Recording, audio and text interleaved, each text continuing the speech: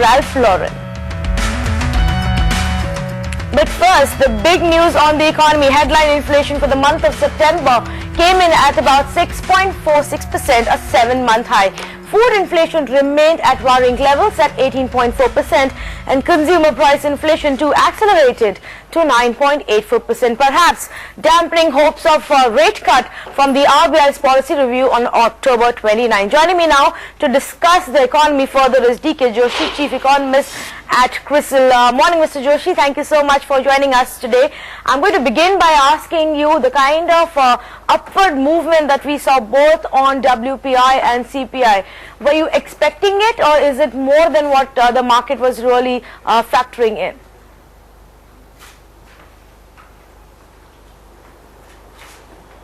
Well, yeah, I think both are more than what we were. I mean, we were expecting, for instance, 6.2% inflation in WPI, and it came at 6.5. And the CPI inflation also inched up more than we had expected. So there was a surprise element in what the data that came out yesterday. What's really the biggest concern here, Mr. Joshi? I mean, of course, the food inflation refuses to cool off.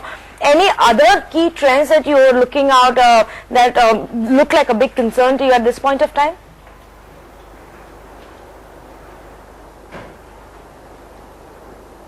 Well, I think food inflation obviously is a big concern. I mean, because we have a good monsoon this year, and despite that, and we have good food grain stocks as well. I think despite that, the inflation continues to remain high in the food. So that's a bit of worrying aspect. So it's not only to do with supply, but also with the management of food stocks, etc. So I think that's a bit of concern. And then on the fuel side, I think there is concern because the fuel inflation is likely to exert pressure going ahead, whether it is diesel or it is electricity, where the prices were not revised for a very significant period of time. So I think from the other concern, I think, on the inflation is that until now we were seeing the core inflation inching downwards, and this week we have seen core inflation also going up. I think that partly reflects the supply shock that came from sharp depreciation of currency and pushed up the input costs. I think the companies cannot absorb that cost, looks like, anymore, and so they're beginning to pass it on in spite of a very, very weak demand scenario. So I think these are some of the concerns which RBI will take into account when it takes its policy decision on October 29th. Let's talk about food prices a bit more, Mr. Joshi. Are you expecting them to cool off at least in the next month or so? What is it looking like right now? Because everybody was expecting, like you also said, that after those good monsoons we could see some cool off happen, which hasn't happened yet. But is there still a hope that maybe by December or Jan you could see that happening?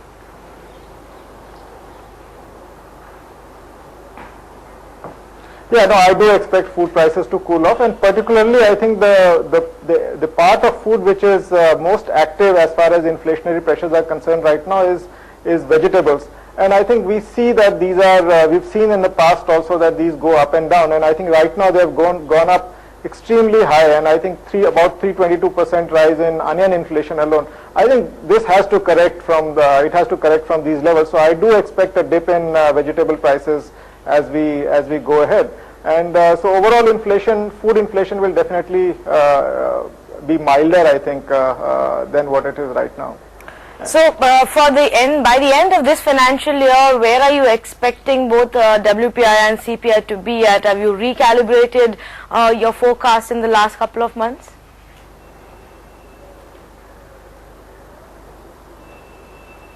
Yeah, we did. I mean, earlier we were expecting 5.3% inflation, which in WPI, which we notched up to 6.2% because of the sharp depreciation of the currency.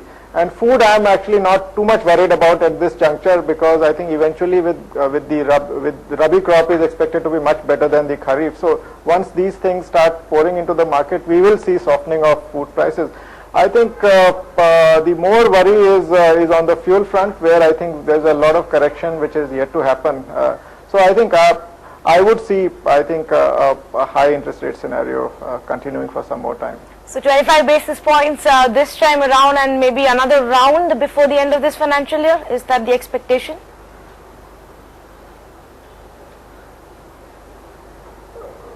Yeah, I think that is a possibility now.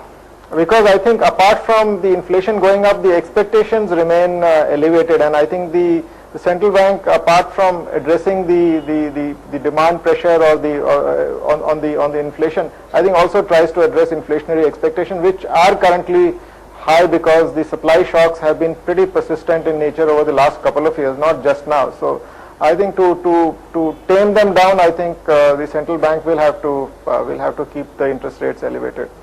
So is it just going to be with the repo rate, or are you expecting the new governor and the RBI to tinker around with any other tools that they may have at their disposal at this point of time?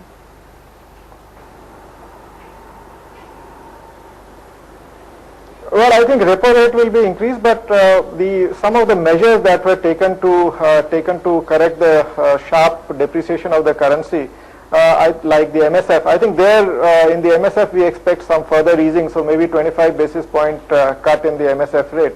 So that will infuse some more liquidity into the economy. But I think the overall signal from the monetary policy would be that they are not lowering the guard on inflation despite growth being so anemic.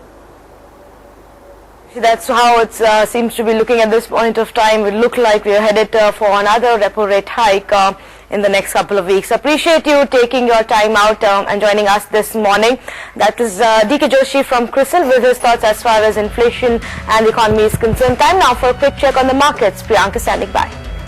Well, in terms of the way markets are actually playing out, it's been a decent start as far as the markets are concerned. Take a quick look at that, 133, 134 point rally that's underway on the Sensex. Couple of stocks that are on the radar. Reliance Industries still holding on.